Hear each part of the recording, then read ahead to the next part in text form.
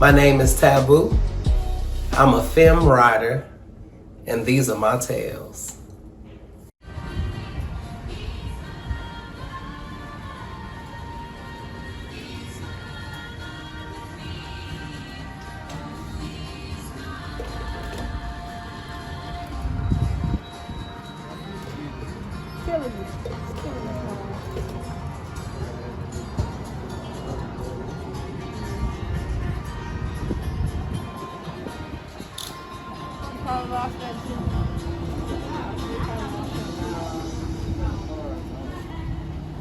Maybe.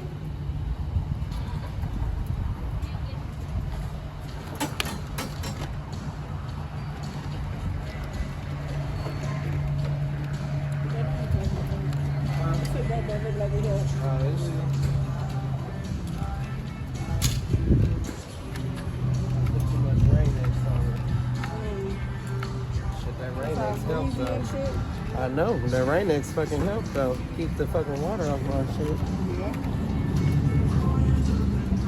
So it looked like you done fried some chicken on there. Shut up, I know. I was like, damn, where that goop come from? Just don't do me.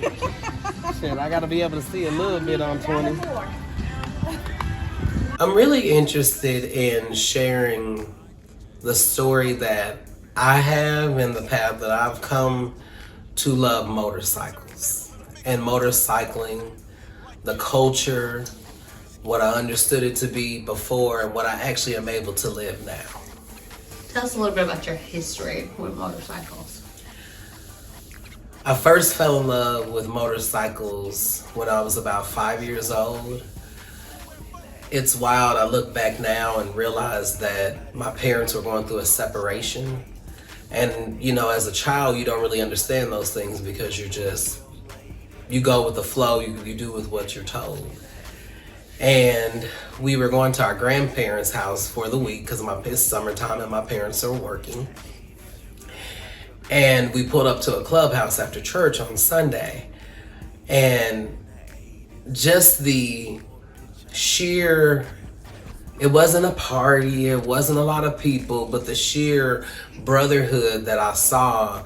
The motorcycles, it wasn't on pavement, they were on gravel, and the guys, you know, had on jeans and boots and chains, you know, and maybe a t-shirt, maybe not a t-shirt. And just the relaxed environment that it was, that really impressed motorcycling on me.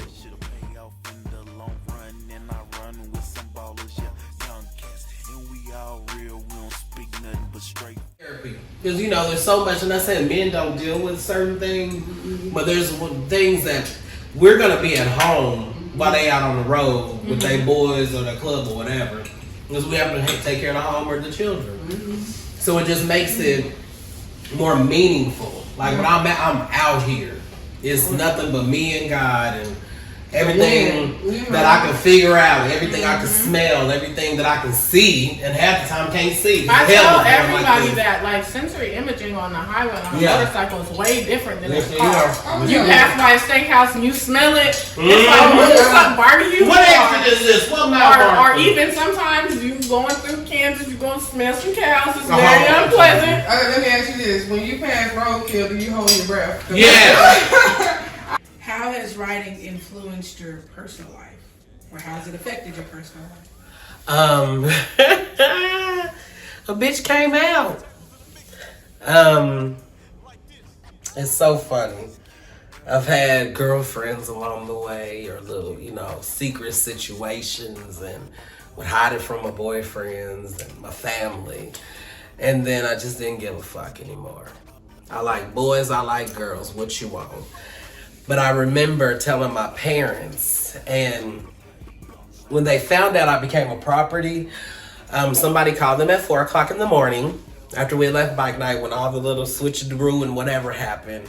But I knew that, yeah, that's motorcycle stuff. Yeah, I'm gonna be okay. I'm always gonna, you know, be somewhere where I'm safe. You know, I'm not gonna get mixed up in the bullshit. When I do, I'm gonna address it, or I'm just gonna let it fall off and let it perish. But something like that that's gonna affect our family, affect, my mother's belief system, my daddy's always gonna love me. I'm not saying my mother won't and does not, but she had to, change her mindset and understand, like, oh, it may be one or two, or, yeah, that's what it's gonna be. I can't tell you. I know what I love and I know who I love. And so that's how it's really influenced my family. I went through a divorce and I went through some bad relationships, and I really was like, I really have to find who I am and be okay with that. And I'll tell anyone, my motorcycle saved my life. I've been to a few points in adulthood where I didn't understand, how to handle it all and manage it all.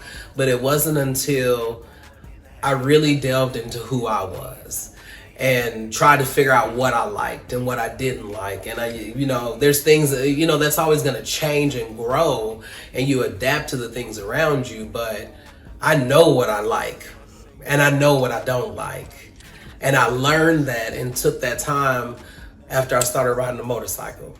And I was on the highway, and there were times where I was with other people, but that's why I don't really care for Bluetooth. I understand for safety measures, but that's my time with me. That's my time with God.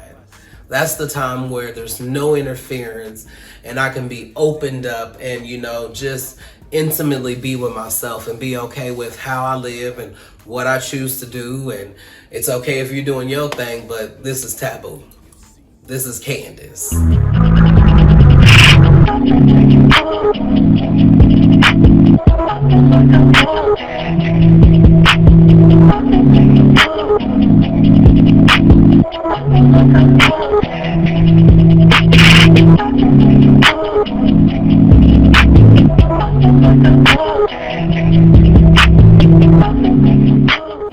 I just knew for me at 32 years old, I couldn't live the rest of my life like that. And I had to find an outlet that wasn't gonna have me addicted to the point where it's damaging my family and my life. So drugs and alcohol was not something that I had came to a few times in life. Like, you're gonna drink yourself to death if you don't make a change. You're gonna be here forever. That's not okay with me. That was not okay with me. So went and got a motorcycle. I remember when I decided to actually ride. Actually, I got kind of kicked off my daddy's bike because he met my stepmama, and that's what they doing now. And I'm like, really, bro? Like, he took me through downtown Kansas City one time at night. And I was like, oh, after that, nah, that was your little ride. Okay. We was leaving my grandma's house and we came back and it was great. And so I was like, okay, I was like, I have to pay off this debt and this is my reward. And I remember buying my motorcycle in March of 2013. I'm jealous. I gotta add a little more razzle dazzle.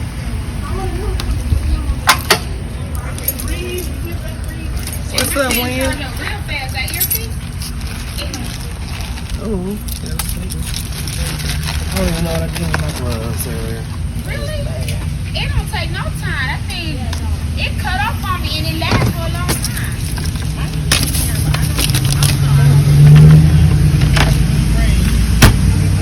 Do you know where my gloves are? I might need a big, just one big. Do you know where my gloves are? No. I got mad and just stuffed them somewhere earlier. Shut the fuck up.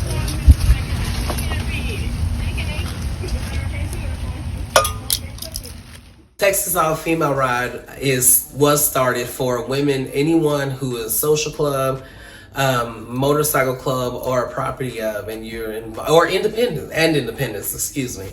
And so you have a voice in how things go. Now we do have the Texas All Female Ride. That's our annual charitable fundraiser. But all throughout the year, it's providing opportunities, whether it's a hangout, whether it's a bike night, wherever you are, to meld together as women. And so that's one thing that I'm really doing to, you know, further your writing and further those relationships, but as well address a charitable organization. Every year we switch an organization. The people that are helping organize it, they choose organization. We fundraise all year and we contribute to that organization. And so as well, I have TABU Black Ink, and that is really a soulful motorcycle apparel line. When I was, you know, really into, you know, trying to figure out what I would look like, how I would dress, what was comfortable to me, I didn't see anything that represented who I was. An African-American Black woman, a woman who rides motorcycles, women, you know, of all different shapes and sizes and colors. And so I have actually on a shirt that says Queen's Ride. And this is one of the many pieces that speaks to me, because, you know, the young lady, she's, you know, just sitting there chilling, being herself. And then she'll go jump on the bike and ride on off and go back to work, or, you know, take care of her babies or whatever. And I'm big on MC protocol. Like, you respect what's going on, even if you don't understand it. Like, I remember there was a situation where they were bringing on some new people or whatever, new probies, and my sister was like, "Oh my God, what's going on?" And I'm looking at them like, "Can y'all be quiet? Just be quiet, it's okay." And it's like, "But wow, baby, because you're gonna get me in trouble over here in this section." I would clearly get up and walk away with my chair. So eventually they got it, and so later on it was more of a, "Oh, this is what was going on. I can't believe it." I said, "Girl, that shit become like nothing no more." Be like, "Oh, that's what, okay." I'm going right back to, so sis, it's just normal. But they're really big on protocol.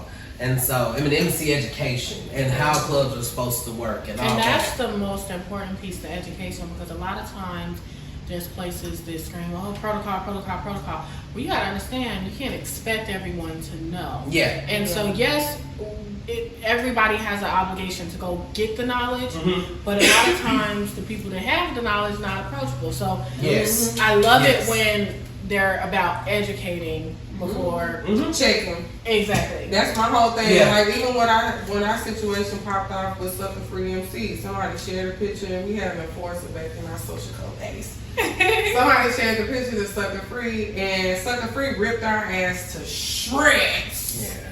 I'm talking about, then Dallas jumped on there. We thought that Dallas was going to at least have our back. We had been around a while, you know. No, they were helping. Like, it was somebody in particular that started name dropping and stuff like that. And what that showed me was, my whole thing was, don't check us if you haven't educated us. Yep. Because it would have been nothing for us to change that if somebody would have been like, "Sis, y'all don't need this not how this go."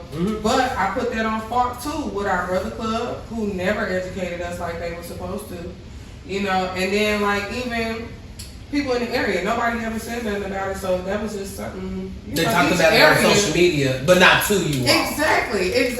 And if you don't check me, educate me first. Yeah. And then if I don't correct what you educated me on, then hell yeah, check Come the beat shit me in out the of my head. ass. Yeah. Check the shit out my ass. But that was like the biggest thing I learned from that Sucker Free shit was the set can be for you or they can be against you like a motherfucker. Quickly. You know, that's why, like, even with the drama and stuff that go on with the set, I try to, my reputation, everything. I'm out here in the bike life streets every day.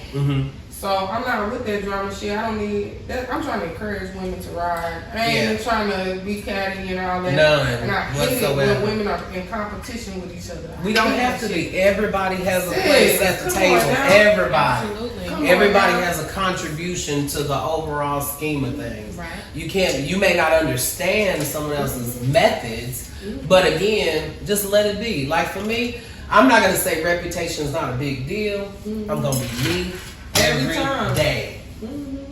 So if you're worried about, no, I'm gonna still be me every day. If it's something I don't like and I don't fuck with it, I'm just not. That's why I be like, "Sis, get your bike." Because I'm telling you, even though we went from social club to ride club, as a social club, it was the caddy drama, all that stuff. I say, after I got my bike, I didn't give a fuck about None. that It's shit. not No about more. that no more. Like, let's make None. sure that shit is Bike running. parts. Yes. Are my tires Look, is okay? my body gonna be okay for this? Right, exactly. Yeah. It's in a whole different bracket Yes. as far as what I your didn't give a purpose fuck is. about what people saying on social media or what's going on for today on Yeah. social media. It was more of where I'm finna ride to, what new things I can learn, or Yes. when I hit gravel, how I'm supposed to handle Yes, my ma'am. bike. That was more interesting in me. That's why I be telling people, girl, get you a bike. Stop giving a fuck about a whole lot of shit going on. See, it's And it crazy. make you appreciate life too, Yeah. even just on it, just how quick your life can You change. never Yes. know It when reminds you. Yes. your last ride with somebody is your last ride. You don't know who might not make We it had to a the next situation the last other ride. day. I'm telling you, when we hit that slime patch, like I just knew we were finna fall. I knew we were finna fall. Like it was all I could think was, fuck. I don't have on no protection. I don't have at least my vest on. You know, protect my boobs. Yeah, your real. Yeah, you know. She said her rib, she always talking about my Boo! boobs. They about to slide on the cement. On top Got of it, it. I got a passenger on the back. It was just like a lot going on, but I just thank God I just changed my tires. I thank God I had that extra 180 pounds on back there to hold my ass down, cause it could have went all the way left for my whole club. Yeah. That motherfucking night, and that was what, Tuesday. Oh wow, that's just the other day. See, it's crazy because I'm usually the chick. Now, I don't do nothing mechanical per se myself, but we could be in the middle of an angle. I see somebody working on the bike. I'm right here. Wanna learn. My I need to toolkit, know. I spent more Thank you. time fixing other people's bike with my toolkit than my own. Like, I don't even got a that going on. toolkit. Well, yes, I do. My mama keep giving me stuff to put in there. Yeah, But I don't know what one of my shit is. saddlebags is dedicated just to tools, Bike stuff, rain gear. gear, Rain first gear. aid kit, bungee That's how mine cords, is. Yeah. my little I got separated like that. heater, everything. That one saddlebag, Yeah. nothing comes out of there. Toiletry bag, little overnight clothes, everything's in that saddlebag because I learned that being a PO. You keep a rider bag in the car. Yeah. Because you don't know they might be like, oh, we crazy. about to burn out the so-and-so. You ain't leaving me. Yeah. I'm ready to hit the road at any time. Yes. Yes. But we're gonna, get ready for tonight. I'm ready to Turn up. get on my motorcycle. and Let stuff. loose a little bit. Yes. So, Yes. y'all eat more if you want to. I'm okay or- for right now. Right. Well, I'm I gonna need drink more, that's for sure. I know I need to smoke a cigarette. Yes, so, Break. all right, break. 1, 2, 3. How was the Unity Ride formed? I'm at work and I'm hearing different things going on around the community, the world. And, you're watching the news and then the coronavirus hit. And no one really understood or thought we would be where we currently are today. And so as it started to spread, the world started shutting down, and then motorcycle events and major rallies are starting to shut down, and it's spring break and school is shutting down, and like states and countries. And this is something you just can't even fathom. And so because we knew as the summer was coming, things were going to start canceling. And so we had decided to merge. There were a few organizations that were like, okay, well, we'll go move our ride from this month, we'll move it back 3 months. And so Texas ended up merging with Memphis, the Mid-South All-Female Cancer Ride, and with St. Louis, the Ride for Hope St. Louis All-Female Ride. And so that's been even a different experience for us. We wanted to and are going to make everyone feel like a little bit of Memphis, a little bit of St. Louis, a little bit of Texas. And so, you have some hospitality and you have some pizzazz from Memphis because Memphis gets down. You have the love from St. Louis, welcoming us into the city. But again, it comes down to that ride there and that ride home. And, understanding, who your sisters are, or learning about an illness that they may have known about for 2 or 3 months, and it just comes out on the road. And you got to pick that sister up, and you got to pick yourself up, because then that's some whole other, and you got to be able to ride through it. I remember riding, it was a lady, her name was Sunshine, and little short lady, because I say was Sunshine. Little short lady, dreads, big old bite. out here having a good time. She passed away the next year from breast cancer because she had it at that ride. That's not my business. I didn't know her like that. That's not anyone else's but the people that knew her, and they did a memorial ride for her the next September. That's when I really learned no matter what you have going on, you got to understand the physical, and you got to be respectful of everyone else's physical. And so that's why I'm excited about the Unity Ride. It doesn't matter what we have going on. This pandemic, we don't understand it. We don't understand not being able to leave, when you want to. Not being able to go to Walmart at 2 in the morning. That was great. 8:30? I can't just get up and go to the store. I can't just walk out my house without thinking, that something's gonna happen to somebody in my family. I can't go and just hang out with my mother because she has those pre-existing illnesses. No, I'm gonna get on this bike and I'm gonna go free my mind. I'm gonna get, I'm gonna be happy for the sisters that get on the ground who have never ridden that far. I'm gonna be happy for the sisters who've been through here 4, 5, 6, 7 times and are happy to come and hang out and to teach us some things and to learn from us as well. And so that's why I'm excited about the Unity Ride this year. Labor Day weekend, St. Louis, Missouri. Texas will be on the ground. Memphis will be on the ground. Oklahoma will be on the ground. Women from all over the country have the opportunity to come and fellowship with and understand this is the true core essence of what unity is.